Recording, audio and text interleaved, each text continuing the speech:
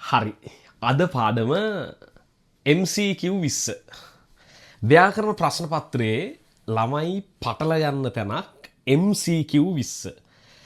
උසස් පෙළ සිංහල ව්‍යාකරණ ප්‍රශ්න පත්‍රයේ දෙවන පත්‍රය හොඳට මතක තියාගන්න. සමහර ළමයි පළමු පත්‍රය සහ දෙවන පත්‍රය දන්නේ නැති දරුවොත් ඉන්නවා. පළමු පත්‍රය කියන්නේ සාහිත්‍යයක, දෙවන පත්‍රය කියන්නේ ව්‍යාකරණයක. මේ ව්‍යාකරණ පේපර් එකේ මුලින්ම දෙනවා ඔයාට MCQ 20ක්. මේ MCQ 20 ළමයි අනාගන්න තැනක් තියෙනවා සහ MCQ 20 හරියටම හැදෙන්නේ කොහොමද? මේකේ තියෙන පොඩි ට්‍රික් එකක්. හරි. පළවෙනි එක මම කියන්නම්. දැන් මම අද ඔයාලට එක අවුරුද්දකදී ආපු මේ MCQ 20ක් අරගෙන එක අවුරුද්දකදී කියන්නේ පුතා මේ MCQ එක හැම අවුරුද්දෙම එන්නේ එකම ස්ට්‍රක්චර් එකක. පොඩි වෙනස්කම් වෙනවා ප්‍රශ්නවල. දැන් සාමාන්‍යයෙන් පළමු ප්‍රශ්න 10 තියෙන්නේ හැමදේම එකම විදියට එන්නේ කියන්නේ. පළවෙනි ප්‍රශ්නේ හෝඩියෙන් නම් හැමදේම හෝඩියෙන්. ඒක වෙනස් වෙලා නැහැ. ඒතර මම ඔයාලට කියන්නම් අද මේ ප්‍රශ්න 20 හරියටම ගහන්න ඔයා ඇත්තටම මොකක්ද කරන්න ඕන? හරි. එහෙමත් නැත්නම් මේ MCQ 20 මම මෙන්න මෙහෙම පැහැදිලි කරන්නම්. ඔයාට තියෙනවනේ පුතා MCQ 20 දී දැන් අපි කියමු මෙහෙම 1. හරිද? දැන් මේකට එන්නේ හෝඩියෙන්. සිංහල හෝඩියෙන්. හරිද? එතකොට සිංහල හෝඩියේදී දැන් සාමාන්‍යයෙන් පළවෙනි MCQ එක එන්නේ හෝඩියෙන් නම් පුතා ඔයා හෝඩිය හොඳට සුද්ධ කරගන්න ඕන. හරිද? අමාරු නෑ. දැන් සාමාන්‍යයෙන් අපේ පන්තියන දරුවන්ට නම් අපේ ඔන්ලයින් පන්ති සහ ෆිසිකල් පන්තියන දරුවන්ට මම දෙනවා හෝඩියට අදාළ නිබන්ධනයක්. ඒ නිබන්ධනේ මෙතන තියෙනවද දන්නේ ඒ නිබන්ධනේදී සාමාන්‍යයෙන් පුතා මේ අර දැන් මෙන්න මේ ටියුට් එක දෙන්නේ මම මේ ටියුට් එකේ මම උගන්වන කොටසට අමතරව මේකේ දානවා පුතේ මම සමරියක්. ඒ කියන්නේ ඔය MCQ එක හැදෙන්න පුළුවන් තැන් ටික. මහ ලොකු දෙයක් නෙමෙයි. හරිද? ස්වර සහ ව්‍යංජන වර්ගීකරණය සම්බන්ධයෙන් මෙන්න මේ විදියට පිටු දෙකක දානවා මම. හරි. ඔය වර්ගීකරණය. ඒතර මේ පළවෙනි MCQ එක ආයේ මලාට වරදින්නේ නැහැ. පැහැදිලිද? පළවෙනි MCQ හැමදේම හෝඩියෙන්. ඔළුවේ තියාගෙන යන්න හෝඩිය කොහෙන් ආවක් ගන්නවා. හිතන්න මහ ප්‍රාණාක්ෂර නොවන්නේ පහත වර්ණය අතුරින් කුමක්ද? පිළිතුර ගහගන්න පුළුවන් වෙනවා. හැමදේම ඔයාට අදාළ මේ දෙවෙනි එකේ ඉන්නේ. හරිද? අංක 2. අක්ෂර වින්‍යාසය. හරි. අක්ෂර වින්‍යාසයෙන් තමයි දෙවෙනි MCQ එකේ ඉන්නේ. ඉතින් ඒකට අදාළ නීති ටික පුතේ නැවත බලන්න. ව්‍යාකරණවලදී තියෙන්නේ අමතක වෙනවා. ඒක ඔයාට විතරක් වෙන දෙයක් නෙමෙයි. ඒක හැමෝටම අමතක වෙනවා. හැබැයි නැවත බලන්න අක්ෂර වින්‍යාසය වලද රීති ටියුට්ටයක් දැන් මම දෙන අපේ පන්තියේ දෙනවා. ඉතින් ඔයගොල්ලන්ට හම්බ වෙනවා ඇති යන පන්තියකින්. මේ එතකොට ඒ රීති ටියුට් එකේ අක්ෂර වින්‍යාසයට අදාළව සම්පූර්ණ රීති ටික තියෙනවා. මූරුදු දශයේ දෙන තැන් මූරුදු ජලයේ දෙන්නේ මෙන්න මෙහෙම. පැහැදිලිද කියන එක? උදාහරණයක් විදියට මූර්ධජ නකාරයේ දෙන තැන් මුලින් යෙදෙන්නේ ණය. ඔන්න ඒ එහෙම තියෙනවා. මම පාඩම ගන්නන්න බෑ. මම පැහැදිලි කරන MCQ 20 ගහන්න කොහොමද ඔයා දැනගෙන ඉන්න ඕන කොටස් ටික. හරි. හොඳට මතක තියාගන්න MCQ 20 එන්නේ ව්‍යාකරණ කොටස් 20කින්. ඒ ව්‍යාකරණ කොටස් 20 හැමදෑම එකම තැනින් එන්නේ මේක.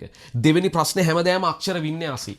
පුතා තුන්වෙනි MCQ එක හැමදෑම අකාරාදිය සම්බන්ධයෙන් අහන්නේ. අකාරා අහලපු දෙයක් දානේ අකාරාදිය.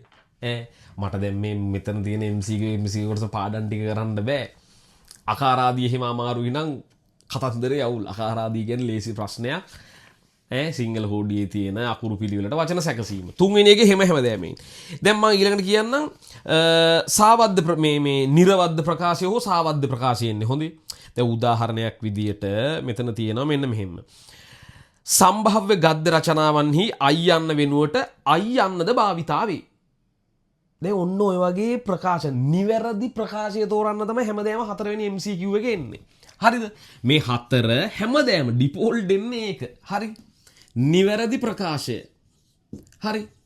ඉතින් මේ මේ කොටස් පුතේ විශ්ලේෂණය කරන්න. හරි? ඒ කියන්නේ මේකේ තියෙන්නේ වැඩේ ඔයා කොහොම හරි මේක විශ්ලේෂණය කරලා ගියොත් MCQ 20 ගහන. MCQ 20 විතරක් නෙමෙයි. අනිත් ප්‍රශ්න මතත් අර දත්ත මත පදනම්ම මෙතනට එන්න. මේ ව්‍යාකරණ කියන්නේ පුතා කිලිම දත්ත තියෙන්නේ, තොරතුරු තියෙන්නේ, තියරිය තියෙන්නේ. පැහැදිලි? එතකොට අපිට හැමදාම පස්වෙනි එකේ එන්නේ. පස්වෙනි එක හැමදෑම පිල්ලම් සම්බන්ධයෙන්. හරි. මෙතන තියෙන යංශේ රේපේ රකාරාංශයක් ගායනු කිත්ත අනුපිළිවෙලින් මේ සංකේත හොඳේ. සංකේත. හරිද? සංකේත සඳහන් වෙන මේ අනුපිළිවෙලින් යෙදිති පේලිය තෝරන්න. හරිද? සහිත වචන හැමදෑම පස්වෙනි එකේ ඉන්න ඔහොම. ඉතින් මම ඔක්කොම මෙහෙම ලියාගෙන යන්න අමාරුයි. මම දරුවන්ට පැහැදිලි කරනවා. විශේෂයෙන්ම මෙන්න මේ ළමයි අනා ගන්න එකක් තමයි මේ 5 ආවා අපිට දැන් 6 වෙනි එක පුතේ අනුරූප. හරි. මේ අනුරූප වාගේ කොටස් ළමයි මේ අනා ගන්නවා. හරිද? හොඳට මතක තියාගන්න. දැන් මට මං ආය කියනකොට පාඩම උගන්වන්න අමාරුයි මේ වෙලාවේ අනුරූප සර් දැන් ඕනේ සර් අනුරූප මට පොඩ්ඩක් ගහ ගන්න අමාරු. නිතරම වරදින කොටස්. දැන් තත්සම තත්බහ පුතේ හැමදෑම එකම කොටස. 7 වෙනි එක හැමදෑම ඉන්නේ තත්සම. ඕ තත්බව වෙන්න පුළුවන්. හරිද? දැන් ඔයා මතක තියාගන්න තත්සමයි තත්බහයි කියන එකෙන් MCQ එකක් එනවා. මොකද කරන්න ඕන? තත්සම තත්බව බලලා මම තත්සම තත්බව සම්බන්ධයෙන් වීඩියෝ එකක් දානවා. මොකද ගොඩාක් ළමයින්ට පැටලෙන සහ වර්ධින MCQ එකක්. දැන් ඊට පස්සේ මේ කියන කොටස් බලා ගන්න. මාත්‍රිකා ටික කොහෙන් හරි ළමයෙක්ගෙන් ඉල්ලගෙන හරි නෝට් එක ඉල්ලගෙන හරි මේ කොටස් ටික එක දවසින් බලන්න. දැන් ඊට පස්සේ තියෙනවා විරුද්ධාර්ථ. මේව නම් කියන්න දෙයක් නෙමෙයි. හරිද?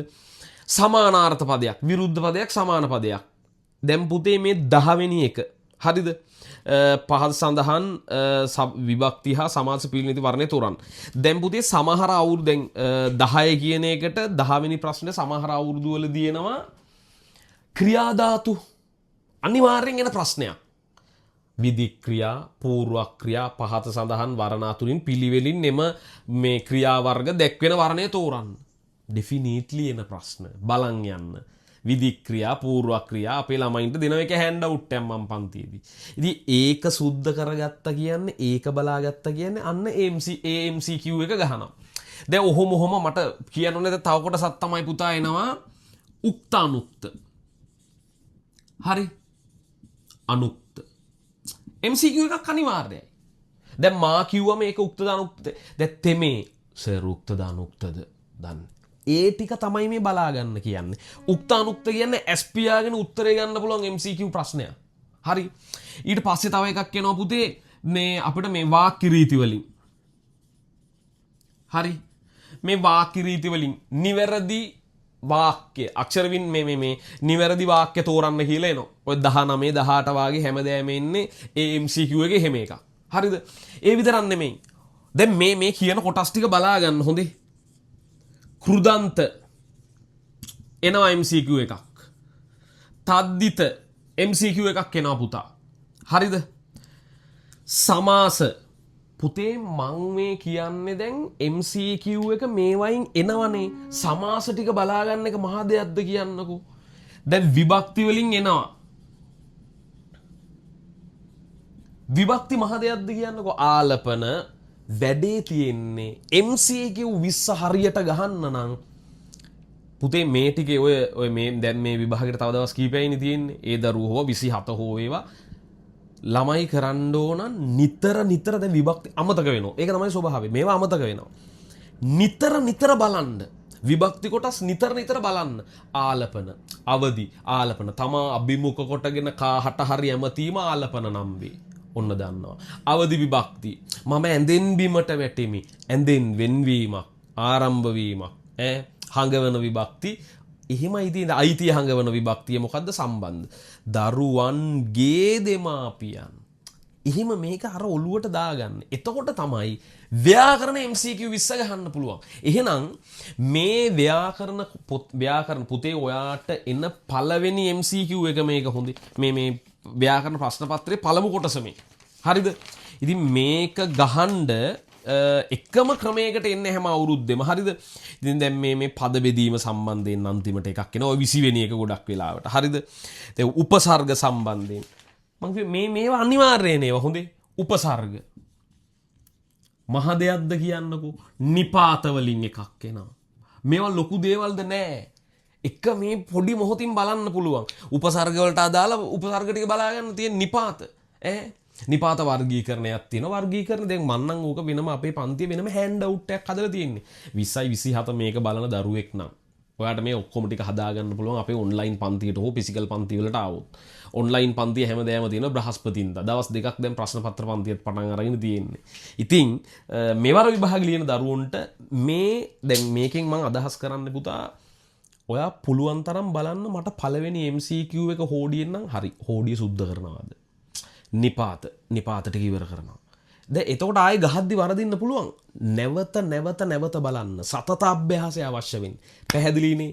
මේ MCQ 20 අවධානය මත ගහන්න. එකපාරක් ගහලා දෙවෙනි පාර අනිවාර්යෙන් චෙක් කරන්න පුතා MCQ 20. ව්‍යාකරණ පේපර් එකේ වෙලාව තියෙනවා හොඳට. සාහිත්‍ය එක වගේ නෙමෙයි. අපි ඊළඟට හමු වෙමු. මම පුතේ විශේෂයෙන්ම මෙන්න මේ තත් සම සහ තත් බව සම්බන්ධයෙන් සහ විභක්ති වලට අදාළ වීඩියෝවක් මම දානවා. channel එක subscribe කරලා ඔයාලගේ යහළුවන්ට මේක බෙදා හරින්න.